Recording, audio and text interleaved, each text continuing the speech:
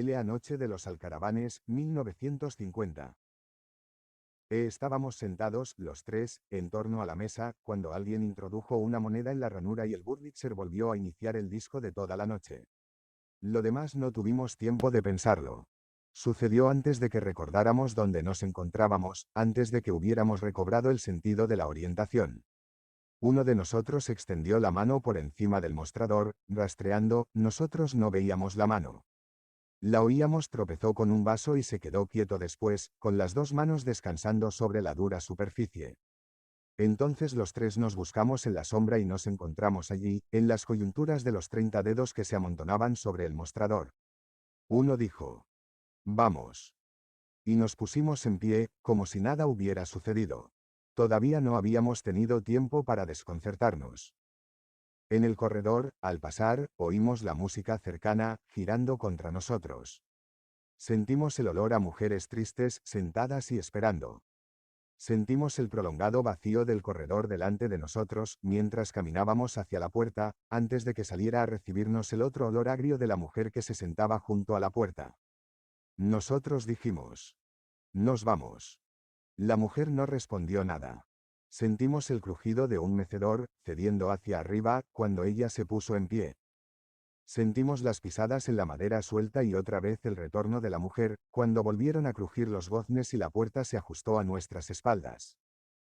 Nos dimos vuelta. Allí mismo, detrás, había un duro aire cortante de madrugada invisible y una voz que decía: «Apártense de ahí, voy a pasar con esto». Nos echamos hacia atrás. Y la voz volvió a decir: «Todavía están contra la puerta». Y solo entonces, cuando nos habíamos movido hacia todos lados y habíamos encontrado la voz por todas partes, dijimos: «No podemos salir de aquí». Los alcaravanes nos sacaron los ojos. Después oímos abrirse varias puertas. Uno de nosotros se soltó de las otras manos y lo oímos arrastrarse en la sombra, vacilando, tropezando con los objetos que nos rodeaban. Habló desde algún sitio de la oscuridad. «Ya debemos estar cerca», dijo. «Por aquí hay un olor a baúles amontonados». Sentimos otra vez el contacto de sus manos, nos recostamos contra la pared y otra voz pasó entonces pero en dirección contraria. «Pueden ser ataúdes», dijo uno de nosotros. El que se había arrastrado hasta el rincón y respiraba ahora a nuestro lado dijo: «Son baúles». Desde pequeño aprendí a distinguir el olor de la ropa guardada. Entonces nos movimos hacia allá. El suelo era blando y liso, como de tierra pisada. Alguien extendió una mano. Sentimos un contacto de piel larga y viva, pero ya no sentimos la pared del otro lado. «Esto es una mujer», dijimos. El otro, el que había hablado de los baúles, dijo: «Creo que está durmiendo». El cuerpo se sacudió bajo nuestras manos, tembló, lo sentimos escurrirse, pero no como si se hubiera puesto fuera de nuestro alcance, sino como si hubiera dejado de existir. Sin embargo, después de un instante en que permanecimos quietos, endurecidos, recostados hombro contra hombro, oímos su voz. «¿Quién anda por ahí?», dijo. «Somos nosotros», respondimos sin movernos. Se oyó el movimiento en la cama, el crujir y el rastro de los pies buscando las pantuflas en la oscuridad. Entonces imaginamos a la mujer sentada, mirándonos cuando todavía no acababa de despertar. «¿Qué hacen aquí?», dijo. Y nosotros dijimos: «No lo sabemos». Los alcaravanes nos sacaron los ojos. La voz dijo que había oído algo de eso. Que los periódicos habían dicho que 3 hombres estaban tomando cerveza en un patio donde había 5 o 6 alcaravanes. 7 alcaravanes. Uno de los hombres se puso a cantar como un alcaraván, imitándolos. «Lo malo fue que dio una hora retrasada», dijo. Fue entonces cuando los pájaros saltaron a la mesa y les sacaron los ojos. Dijo que eso habían dicho los periódicos, pero que nadie les había creído. Nosotros dijimos: «Si la gente fue allá debieron ver los alcaravanes». Y la mujer dijo: «Fueron». El patio estaba lleno de gente, al otro día, pero la mujer ya se había llevado los alcaravanes a otra parte. Cuando nos dimos la vuelta, la mujer dejó de hablar. Allí estaba otra vez la pared. Con solo dar vueltas encontrábamos la pared. En torno a nosotros, cercándonos, estaba siempre una pared. Uno volvió a soltarse de nuestras manos. Lo oímos rastrear otra vez, olfateando el suelo, diciendo: ahora no sé por dónde andan los baúles. Creo que ya andamos por otra parte. Y nosotros dijimos: ven acá. Alguien está aquí, junto a nosotros. Lo oímos acercarse. Lo sentimos levantarse a nuestro lado y otra vez nos golpeó su aliento tibio en el rostro. Estira las manos hacia allá, le dijimos. Allí hay alguien que nos conoce. Él debió extender la mano, debió moverse hacia donde le indicamos, porque un instante después regresó para decirnos: creo que es un muchacho. Y le dijimos: está bien, pregúntale si nos conoce. Él hizo la pregunta. Oímos la voz apática y simple del muchacho que decía: sí los conozco. Son los 3 hombres a quienes los alcaravanes les sacaron los ojos. Entonces habló una voz adulta. Una voz de mujer que parecía estar detrás de una puerta cerrada, diciendo: ya estás hablando solo. Y la voz infantil dijo despreocupadamente: no, es que aquí están los hombres a quienes los alcaravanes les sacaron los ojos. Se oyó un ruido de goznes y luego la voz adulta, más cercana que la primera vez. Llévalos a su casa, dijo. Y el muchacho dijo: no sé dónde viven.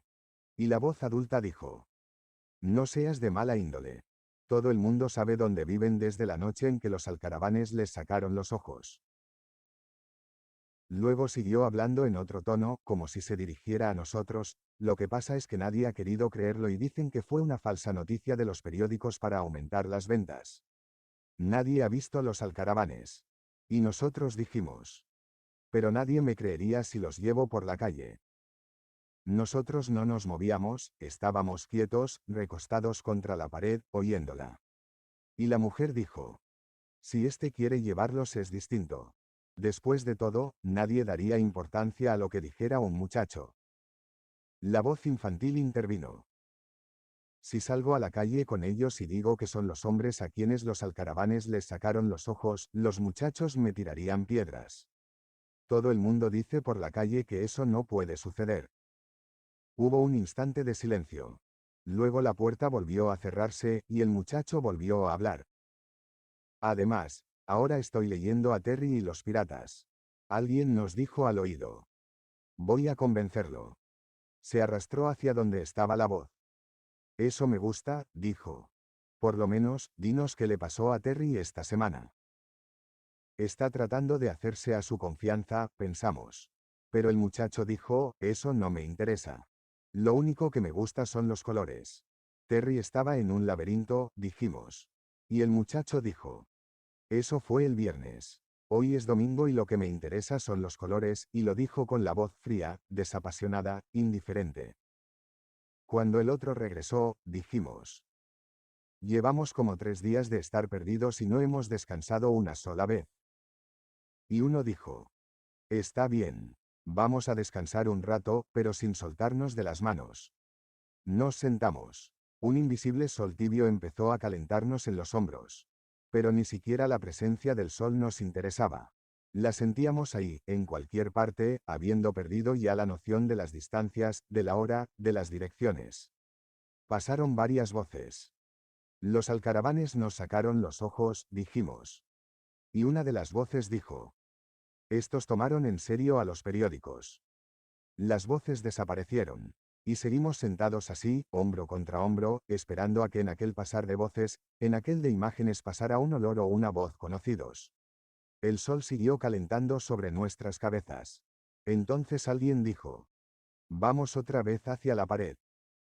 Y los otros, inmóviles, con la cabeza levantada hacia la claridad invisible, todavía no. Esperemos siquiera a que el sol empiece a ardernos en la cara.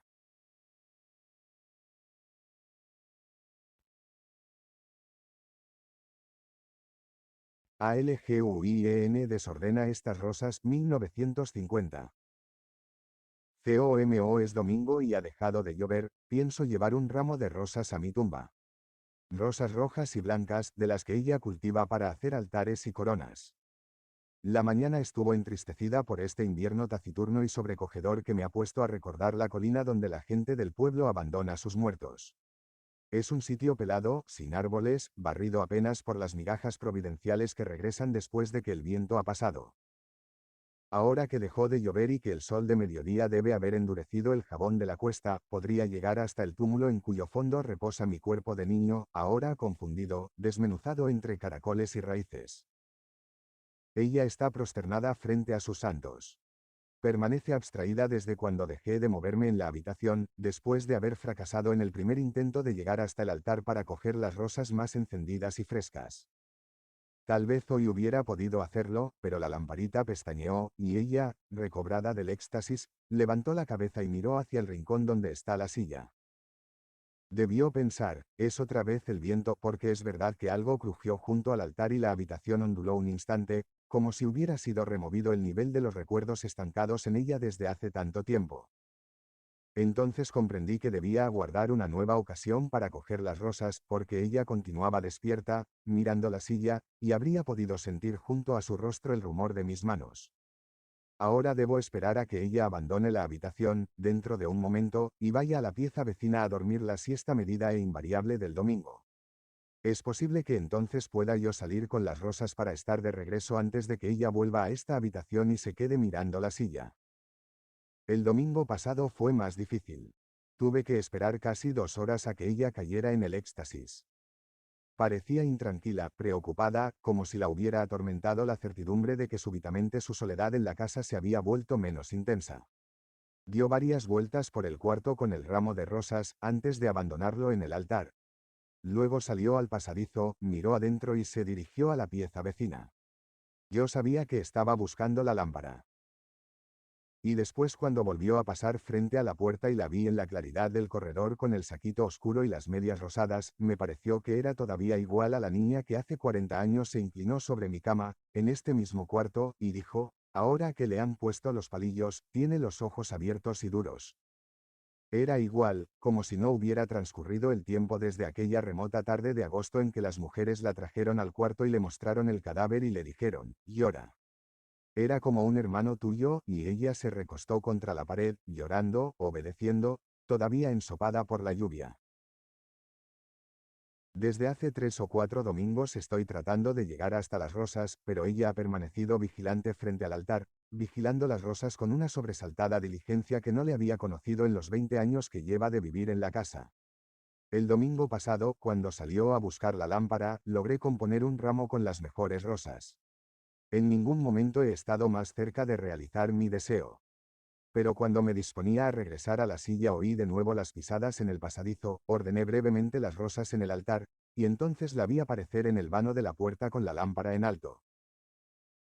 Tenía puesto el saquito oscuro y las medias rosadas, pero había en su rostro algo como la fosforescencia de una revelación. No parecía entonces la mujer que desde hace 20 años cultiva rosas en el huerto, sino la misma niña que en aquella tarde de agosto trajeron a la pieza vecina para que se cambiara de ropa y que regresaba ahora con una lámpara, gorda y envejecida, 40 años después.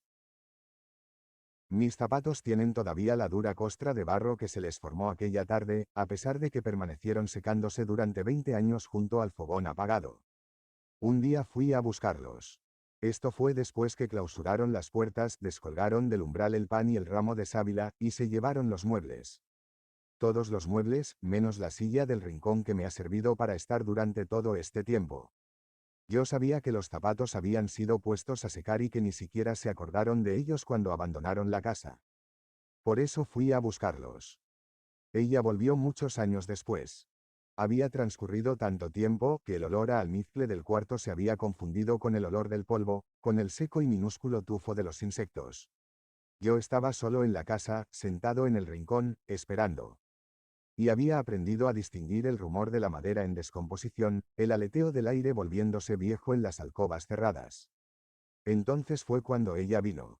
Se había parado en la puerta con una maleta en la mano, un sombrero verde y el mismo saquito de algodón que no se ha quitado desde entonces. Era todavía una muchacha.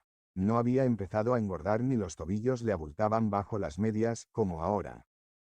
Yo estaba cubierto de polvo y telaraña cuando ella abrió la puerta y en alguna parte de la habitación guardó silencio el grillo que había estado cantando durante 20 años.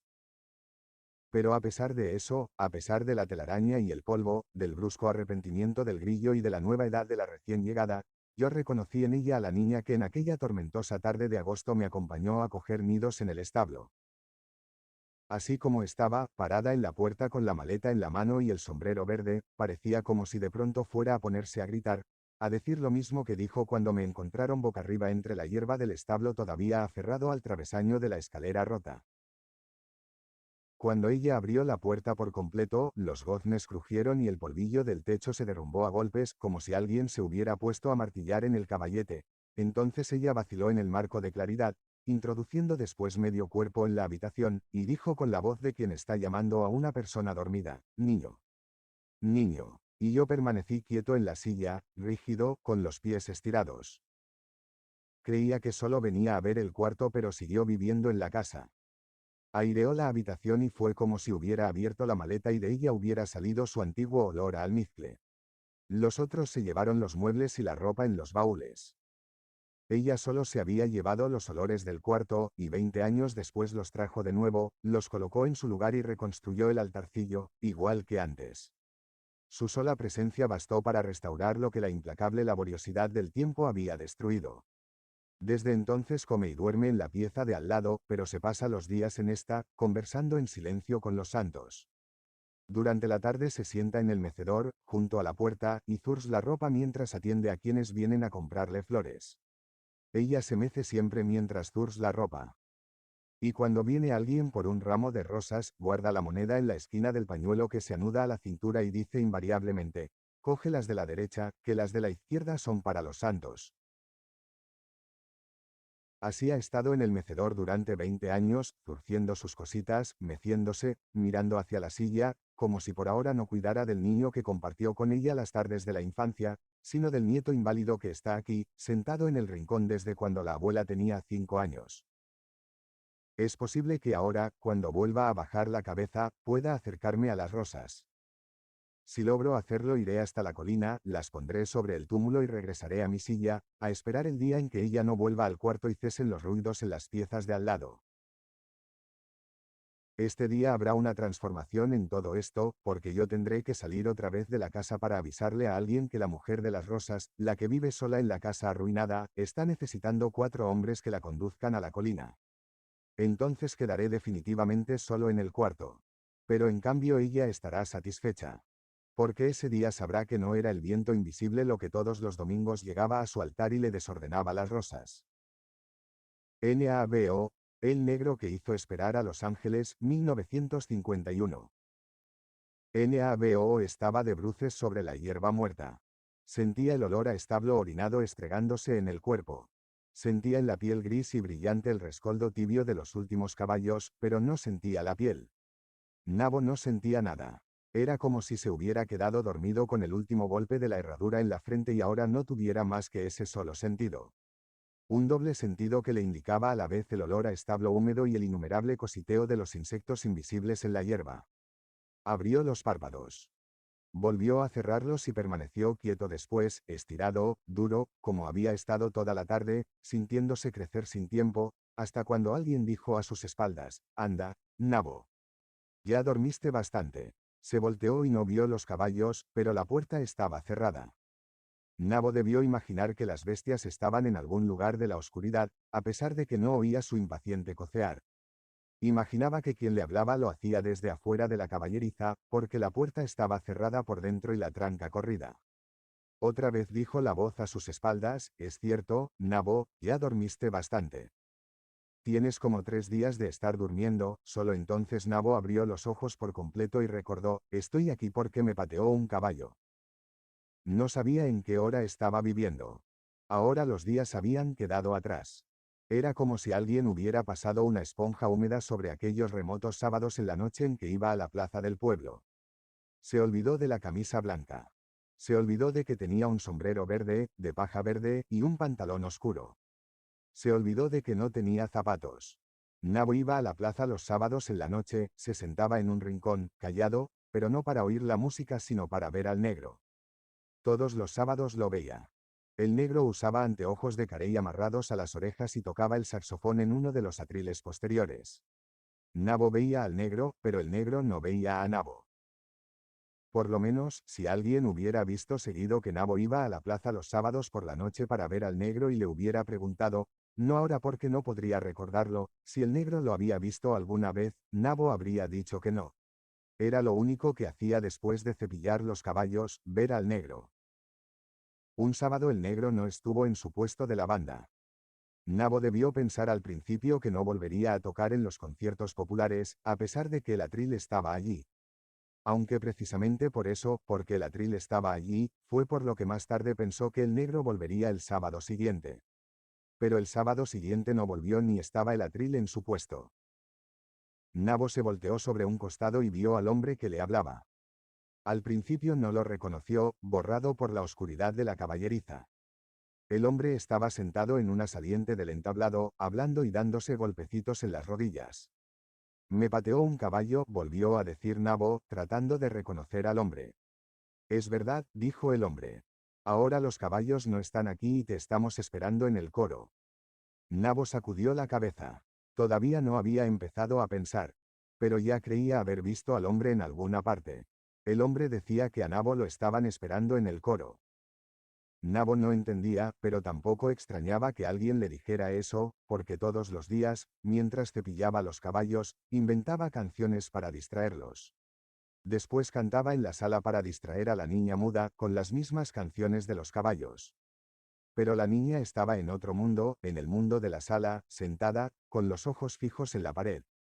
Si cuando cantaba alguien le hubiera dicho que lo llevaría a un coro, no se habría sorprendido. Ahora se sorprendía menos porque no entendía.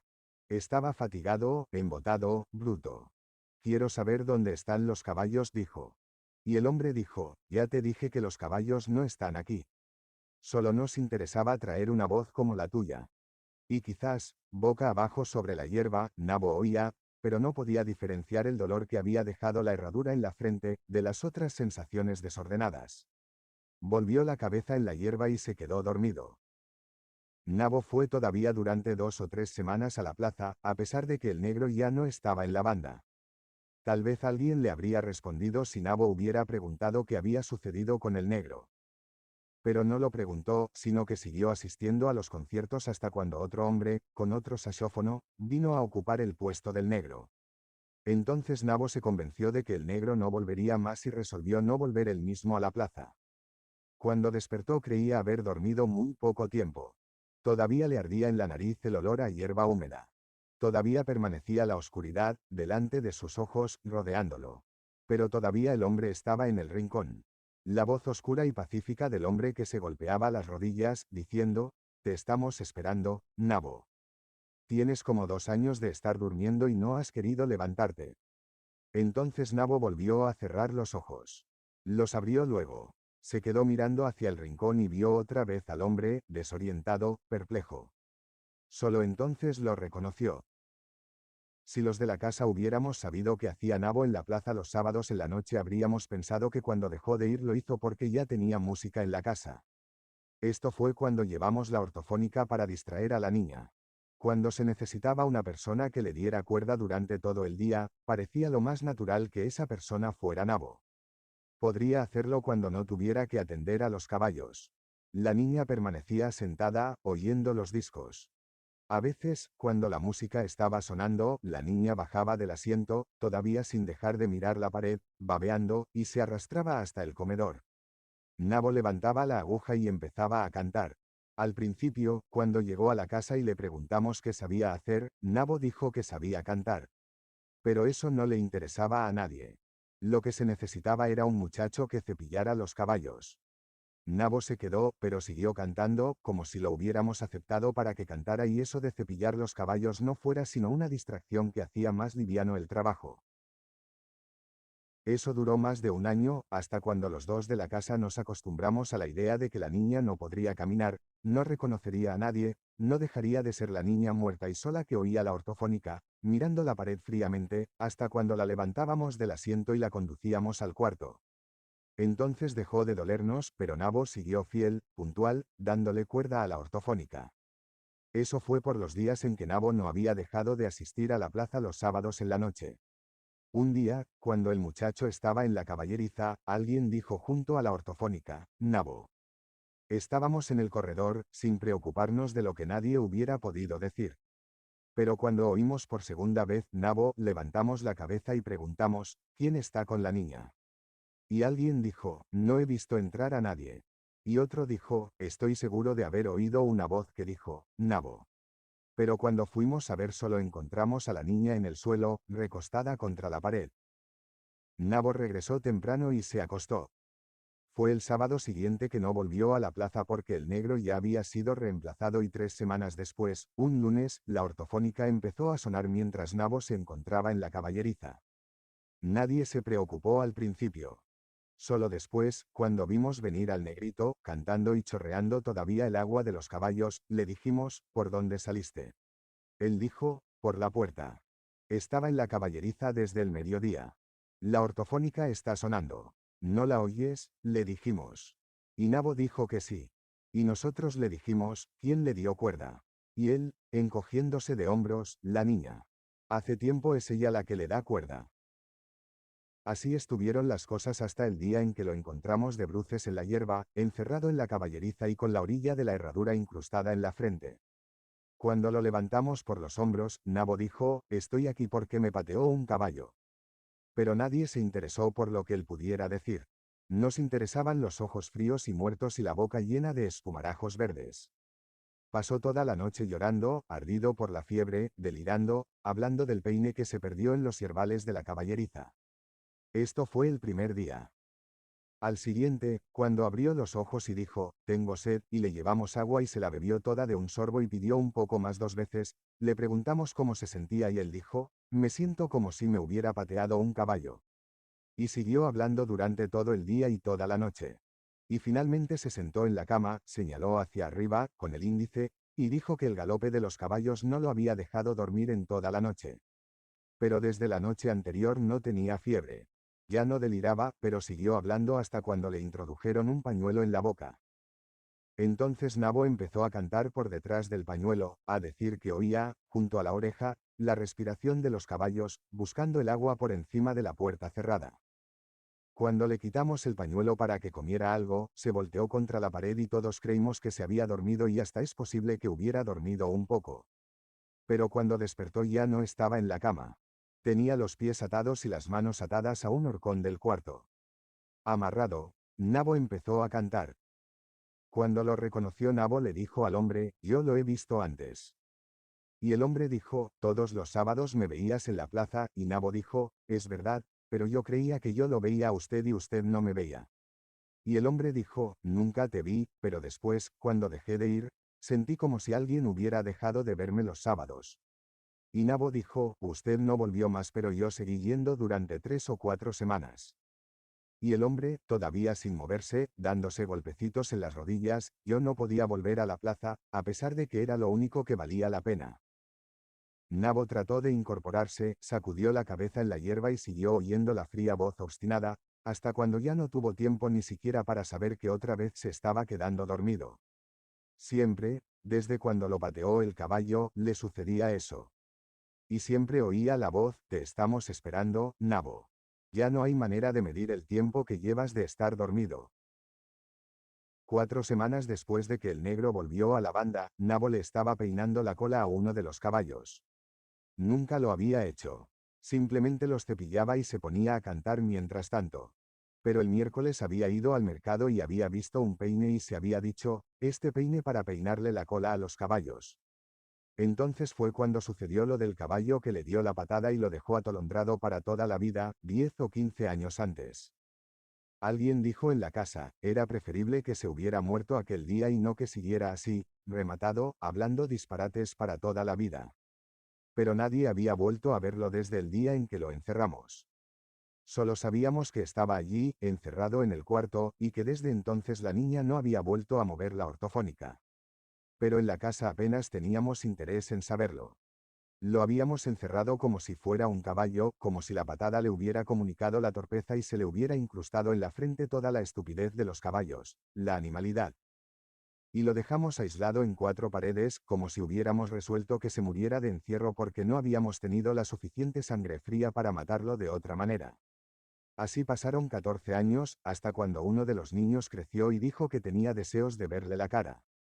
Y abrió la puerta. Nabo volvió a mirar al hombre. Me pateó un caballo, dijo. Y el hombre dijo, hace siglos que estás diciendo eso y mientras tanto, te estamos aguardando en el coro. Nabo volvió a sacudir la cabeza, volvió a hundir la frente herida en la hierba y creyó recordar, de pronto, cómo habían sucedido las cosas. Era la primera vez que le peinaba la cola a un caballo, dijo. Y el hombre dijo, nosotros lo quisimos así, para que vinieras a cantar en el coro. Y Nabo dijo, no he debido comprar el peine. Y el hombre dijo, de todos modos lo habrías encontrado. Nosotros habíamos resuelto que encontraras el peine y le peinaras la cola a los caballos. Y Nabo dijo, nunca me había parado detrás. Y el hombre, todavía tranquilo, todavía sin parecer impaciente, pero te paraste y el caballo te pateó. Era la única manera de que vinieras al coro. Y la conversación, implacable, diaria, continuó hasta cuando alguien dijo en la casa, hacía como 15 años que nadie abría esa puerta. La niña, no había crecido. Había pasado de los 30 años y empezaba a entristecer en los párpados, estaba sentada, mirando la pared, cuando abrieron la puerta. Ella volteó el rostro, olfateando, hacia el otro lado. Y cuando cerraron la puerta, volvieron a decir, Nabo está tranquilo. Ya no se mueve adentro. Un día de eso se morirá y no lo sabremos sino por el olor. Y alguien dijo, lo sabremos por la comida. Nunca ha dejado de comer. Está bien así, encerrado, sin que nadie lo moleste. Por el lado de atrás le entra buena luz. Y las cosas se quedaron de ese modo, solo que la niña siguió mirando hacia la puerta, olfateando el vaho caliente que se filtraba por la hendidura. Estuvo así hasta la madrugada, cuando oímos un ruido metálico en la sala y recordamos que era el mismo ruido que se oía 15 años atrás, cuando Nabo le daba cuerda a la ortofónica. Nos levantamos, encendimos la lámpara y oímos los primeros compases de la canción olvidada, de la canción triste que se había muerto en los discos desde hacía tanto tiempo. El ruido siguió sonando cada vez más forzado, hasta cuando se oyó un golpe seco, en el instante en que llegamos a la sala y sentimos que todavía el disco seguía sonando y vimos a la niña en el rincón junto a la ortofónica, mirando a la pared y con la manivela levantada, desprendida de la caja sonora. No nos movimos. La niña no se movió sino que siguió allí, quieta, endurecida, mirando la pared y con la manivela levantada. Nosotros no dijimos nada, sino que regresamos al cuarto, recordando que alguien nos había dicho alguna vez que la niña sabía darle cuerda a la ortofónica. Pensándolo nos quedamos sin dormir, oyendo la musiquita gastada del disco que seguía girando con el exceso de la cuerda rota. El día anterior, cuando abrieron la puerta, olía adentro a desperdicios biológicos, a cuerpo muerto. El que había abierto gritó, Nabo. Nabo. Pero nadie respondió desde adentro. Junto a la endija estaba el plato vacío. 3 veces al día se introducía el plato por debajo de la puerta y 3 veces el plato volvía a salir, sin comida. Por eso sabíamos que Nabo estaba vivo. Pero nada más que por eso. Ya no se movía adentro, ya no cantaba. Y debió ser después que cerraron la puerta cuando Nabo dijo al hombre, no puedo ir al coro. Y el hombre preguntó, ¿por qué? Y Nabo dijo, porque no tengo zapatos. Y el hombre, levantando los pies, dijo, eso no importa. Aquí nadie usa zapatos. Y Nabo vio la planta amarilla y dura de los pies descalzos que el hombre tenía levantados. Hace una eternidad que estoy aquí, dijo el hombre. Hace apenas un momento que me pateó el caballo, dijo Nabo.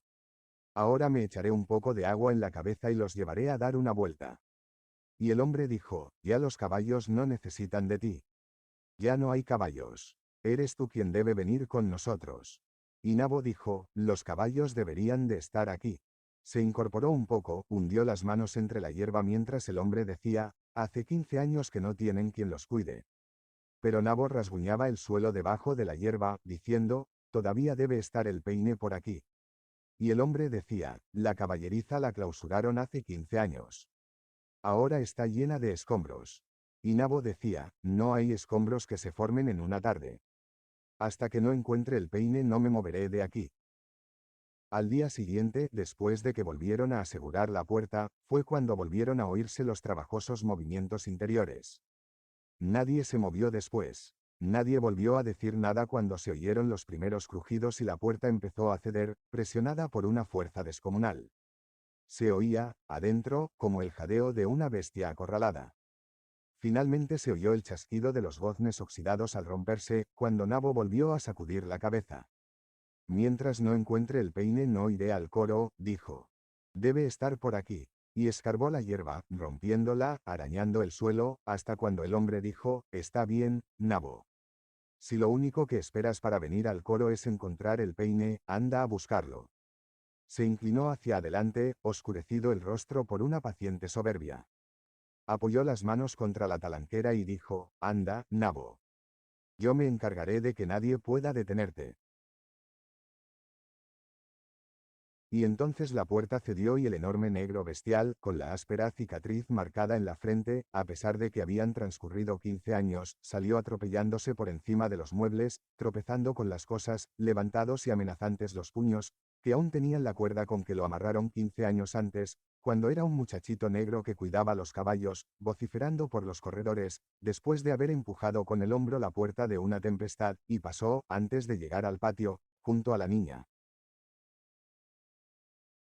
que permanecía sentada todavía con la manivela de la ortofónica en la mano desde la noche anterior. Ella, al ver la negra fuerza desencadenada, recordó algo que en un tiempo debió ser palabra, y llegó al patio, antes de encontrar la caballeriza, después de haberse llevado con el hombro el espejo de la sala, pero sin ver a la niña, ni junto a la ortofónica ni el espejo, y se puso de cara al sol, con los ojos cerrados, ciego, cuando todavía no cesaba adentro el estrépito de los espejos rotos, y corrió sin dirección como un caballo vendado,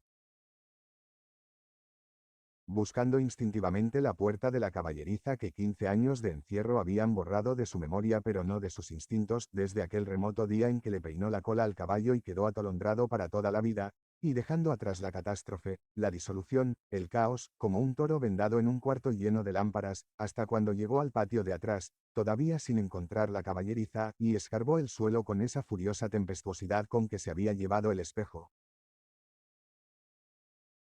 pensando quizás que al escarbar la hierba se levantaría de nuevo el olor a orín de yegua, antes de llegar por completo a las puertas de la caballeriza, y ahora más fuerte el mismo que su propia fuerza turbulenta, y empujarla antes de tiempo y caer adentro, de bruces, agonizante quizás, pero todavía ofuscado por esa feroz animalidad que medio segundo antes no le permitió oír a la niña que levantó la manivela, cuando lo vio pasar, y recordó babeando, pero sin moverse de la silla, sin mover la boca sino haciendo girar la manivela de la ortofónica en el aire.